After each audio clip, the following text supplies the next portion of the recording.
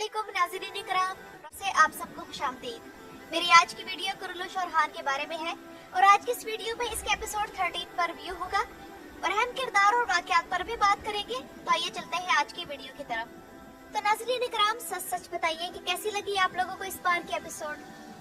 मुझे तो बहुत अच्छी लगी क्योंकि कहानी का फ्लो अब कहीं ज्यादा स्मूथ और बैलेंस्ड हो गया है और सियासत, खानदान, मोहब्बत और जंग, तमाम मौज़ूआत एक बेहतरीन तवाज़ुन के साथ आगे बढ़ रहे हैं। अदाकारों की अदाकारी अब ज्यादा नेचुरल महसूस हो रही है और गैर जरूरी ड्रामा कम हो गया है। यहाँ तक कि साइड कैरेक्टर्स भी ऐसी परफॉर्मेंस दे रही हैं जो कन्विंसिंग है। मर्थ यास्ट्रोग्लो और हान के किरदार में बहुत बेहतरीन परफॉर्मेंस दे रहा है और हान का किरदार ऐसा बन गया है कि वो स्ट्रेटेजी भी रखता है, फीलिंग्स भी रखता है, ताकत भी रखता है और इसके साथ साथ वो एक इंसान भी है। इसके अलावा मोहब्बत की कहानी जबरदस्ती ठोसी हुई नहीं लगती बल्कि मेन कहानी को सहारा देती है और इसकी रफ्तार को सुस्त करने के बजाय आगे बढ़ाती है। यहाँ मैं आप लोगों को एक खबर ये देना चाहूंगी कि महमूद बुज़दाई की बीवी जिसका नाम असली ज़ैनब पैकर है, तो उसने आने वाली किस्त का खुसूसी प्रोमो शेयर किया है। हैरत की बात यह है कि इस सीरीज के अनाउंसमेंट के बाद ये पहली मर्तबा है कि ज़ैनब ने कुरुलुश और हान से मुताल्लिक कुछ पोस्ट किया है। तो क्या ये इस बात की अलामत है कि राइटर्स टीम में असली ज़ैनब पैकर दोबारा वापस आ रही है? क्योंकि शायद आप लोगों के इल्म में होगा कि पिछले दिनों महमूद बुज़दाई के यहाँ एक बच्चे की विलादत हुई है और अब माशाल्लाह से उनके 3 बेटे हो चुके हैं। तो इसी वजह से राइटर्स की टीम में असली ज़ैनब पैकर शामिल नहीं थी। तो बहरहाल अगर वो इस टीम में शामिल हो जाती है तो अच्छी बात है। असल में पहले राइटर्स को शायद हद से ज्यादा एतमाद था कि हम नाज़रीन को जो भी दिखाएंगे वो कबूल कर लेंगे, इसलिए गैर जरूरी किरदार ठोस दिए गए और कहानी सिर्फ लव अफेयर्स या लव ट्रायंगल्स के गिर्द घूम रही थी। यहाँ तक कि रेटिंग 3 तक गिर गई। तो हम सबका ये ख्याल है कि असल मसला राइटिंग में था। और अब आप लोग खुद देखें कि इस एपिसोड में तकरीबन सभी किरदार सामने आए, हत्ता कि बरान और जैर कोताई भी अब सिर्फ एक बैकग्राउंड के किरदार नहीं रहे, उन्हें भी सिनेरियोज मिल रहे हैं। तो सच्ची बात तो ये है कि जब हर किरदार को उसका हक मिलता है तभी ड्रामे का मेयार वाकई बुलंद हो जाता है। और ये किस्त किरदारों के तकसीम के लिहाज से इस पूरी सीरीज की बेहतरीन किस्त है और हर एक को मुनासिब स्क्रीन टाइम मिला। लेकिन सवाल ये है कि जब ये राइटर्स की टीम लिखना जानती है और एक बैलेंस्ड सिनेरियो भी दे सकती है तो हमें पहले ये इतने मसखरों वाले मनाजिर क्यों झेलने पड़े? तो असल बात यही है कि अदाकारों की अदाकारी तो पहले भी अच्छी थी, लेकिन असल बेहतरी कहानी और डायरेक्शन में आई है, खास तौर पर ओरहान और उसके सियासी हिकमत अमली पर तवज्जो देने की वजह से। वैसे यहाँ एक अहम बात ये भी है कि एलेना बोस जो कि प्रिंसेस एस्पोर्चा का किरदार अदा कर रही है, उसके आने से रेटिंग वैसे ही ऊपर गई थी और बाद में कम इसलिए हुई कि उस वक्त बहुत से मैचेस चल रहे थे तो तकरीबन तमाम ड्रामों की रेटिंग गिरी थी। तो कुरुलुश और हान भी तुर्की में ही नशर हो रहा था, इसलिए उसकी रेटिंग भी गिर गई। तो अब जब बेहतरीन कहानी सामने आई है तो आप लोग देख लें कि रेटिंग में वाज़ेह फर्क आया है और हान का सिनेरियो बतौर सुल्तान अब ज्यादा बावकार महसूस हो रहा है और प्रिंसेस एस्पोर्चा के साथ उसके मनाजिर भी इसलिए पसंद किए गए कि वो सिर्फ जज्बाती नहीं बल्कि बामानी थे। इसके अलावा पिछले एपिसोड के बाद व्यूअर्स में ये तजस्सुस पैदा हो चुका था कि ओरहान बे के बच्चों के साथ आगे क्या होगा, खास तौर पर जब गाड़ी पर हमले की बात सामने आई। और ये भी एक बामकसद सिनेरियो था और शहजादी के जंगल में गुम होने और फजूल कहानियों पर फोकस नहीं किया गया। इसके अलावा फातिमा और फ्लेवियस की बेमानी मोहब्बत भी कम हो गई है। लेकिन मैं यहाँ बतौर खास जिस किरदार का तस्करा करना चाहूंगी वो है नसूह चलेबी। खलील इब्राहिम गोकर इस किरदार को प्ले कर रहे हैं और इसे इस सीरीज में एक सयाह, एक मेमार और एक ज़हीन आदमी दिखाया गया है जो कि दुनिया के मुख्तलिफ इलाकों में फिरा और उसके पास इल्म और तजर्बा वसी है। और इस सीरीज में नसूह चलेबी न सिर्फ सुल्तान और हान के करीबी साथी होंगे बल्कि वो एक ऐसी शख्सियत होगी जो कि अपनी जहानत के साथ इस रियासत के शहरों को तश्कील देगी और एक निजाम भी बरकरार और एक निजाम कायम करने में मदद देगी। तो नाज़रीन इकराम, जाहिर सी बात है कि सल्तनत कायम होने का मतलब ये नहीं है कि सिर्फ जंगलों और पहाड़ों में लड़ा जाए।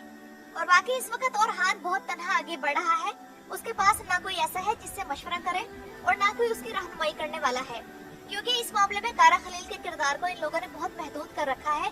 इसके किरदार को लाइमलाइट में लाने की जरूरत है।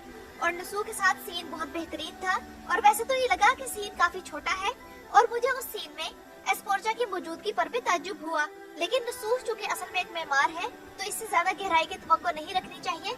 लेकिन जो असल और मानी खेज डायलॉग्स थे वो दरअसल काजी के साथ होने चाहिए। तो नाज़रीन इकराम, अब जैसा कि ड्रामे की शेप मुकम्मल तौर पर बदल चुकी है और हम सही सीमत में जा रहे हैं और ये सफर भी अच्छा लग रहा है, तो इस मौके पर दीदार का गोंजा को जहर देने और शाहिद शाह की गद्दारी का राज सामने आना भी जरूरी है ताकि फातिमा की शादी कैंसिल हो जाए। क्योंकि सच तो ये है कि फातिमा जो कुछ भी कर रही है वो गुस्से में है और सिर्फ फ्लेवियस को तकलीफ पहुंचाने के लिए, क्योंकि शुरू से ही फातिमा के दिल में ईद के लिए कोई जज्बा नहीं था। और एपिसोड में खुद देखेंगे जब वो सुर्ख कपड़ा सामने आया जो फ्लेवियस ने उसे गिफ्ट किया था तो फातिमा के तासुरात सब कुछ कह गए। लेकिन दूसरी तरफ ये एक अच्छा इंसान है लेकिन वो फातिमा के जोड़ का नहीं है। दूसरी तरफ ये भी मुश्किल है कि फ्लेवियस अभी तक काफिर है तो उसकी शादी फातिमा के साथ नहीं हो सकती। लेकिन मुझे लगता है कि कुछ न कुछ ऐसा जरूर होने वाला है जो कि फ्लेवियस की दुनिया हिला देगा, खास तौर पर जब वो जिक्र के हल्के की तरफ बढ़ा, क्योंकि इससे पहले कभी भी किसी किस्त का इख्तिताम ऐसे अंदाज में नहीं हुआ। और किस्त के आखिर में जो इशारा दिया गया है इसे लगता है कि दरवेशों के दरमियान कोई फ्लेवियस के खंजर को पहचान लेगा। और ये भी उम्मीद है कि सूफियाना रक्स देखकर उसे शायद अपने बचपन की कोई याद सताए या ये मंजर उसके लाशौर को झंझोड़ दे। लेकिन मुसीबत ये भी तो है कि उसे बहुत छोटी सी उम्र में उठा लिया गया था, शायद वो तब दूध पीता बच्चा था। फिलहाल तो ये शादी या तो इसलिए टूट सकती है कि शाहिद शाह कोई बड़ी बेवकूफी कर बैठे या शायद उसके खिलाफ कोई ठोस सबूत मिल जाए या फिर कोई जाकर सुल्तान और हान को सब कुछ बता दे। तो हमें बस इंतजार करना है। और नाज़रीन इकराम, जैसा कि आप लोग जानते हैं कि तैमूर ताश का किरदार खत्म हो चुका है, तो मैंने सोचा कि आज की इस वीडियो में इसकी मुख्तसर सी तारीख बता दी जाए ताकि इससे आप लोगों को अंदाजा हो जाए कि राइटर्स इस किरदार के मामले में किस हद तक तारीख के हिसाब से चले हैं। तो नाज़रीन इकराम, तैमूर ताश या अदमिर ताश नोयान एनातोलिया का एक इल्खानी गवर्नर था। ये इल्खानियों के वजीर आजम अमीर चौबान का बेटा था और 1317 ईस्वी में इल्खानी हुक्मरान अबू सईद बहादुर ने उसे एनातोलिया का गवर्नर मुकर्रर किया था। 1320 में इसने करमानियों से कोनिया छीनकर एनातोलिया में दोबारा नज़्म व ज़ब्त कायम किया। इस दौरान ममलूक सल्तनत से इसके रवाबित काफी बढ़ गए और उनकी हौसला अफजाई से उसने इल्खानियों के साथ टक्कर ले ली। उसने ना तो इल्खानियों को टैक्स अदा किया और ना ही उनकी तरफ भेजी गई दावतों में शिरकत की। 1322 में उसने अपने नाम का खुतबा पढ़वाकर अपनी खुद मुख्तारी का ऐलान भी किया और साथ ही खुद को मेहदी भी करार दे दिया।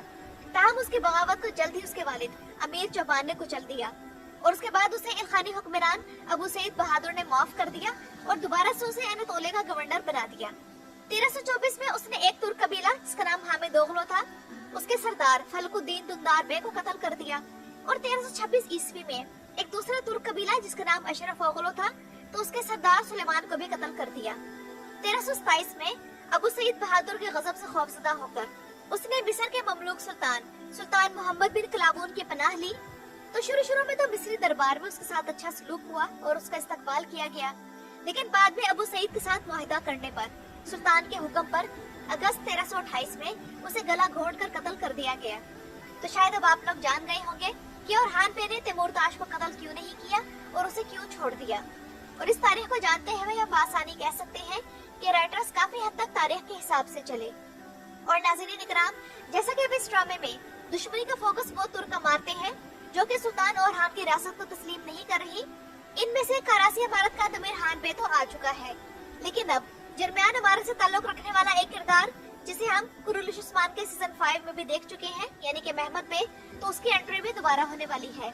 और ये एक ऐसा किरदार है जिसकी दुश्मनी सुल्तान और हान और उनके वजीर आजम अलाउद्दीन के साथ बिल्कुल वाज़ेह है।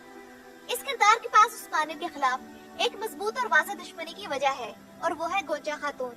तो अगर इस दुश्मनी को दुरुस्त अंदाज में इस्तेमाल किया गया तो ये कहानी के लिए बहुत फायदेमंद साबित हो सकता है। इस किरदार के आने पर व्यूअर्स में खुशी की लहर दौड़ गई है क्योंकि ये सुल्तान और हान की जवानी की अव्वलीन दुश्मनियों में शुमार होता है। तो नाज़रीन इकराम, ये तो था मेरा आज का रिव्यू। अपनी राय का इजहार कमेंट्स में जरूर कीजिएगा कि आप लोगों को इस बार की किस्त कैसी लगी। मेरे वीडियो देखने का शुक्रिया।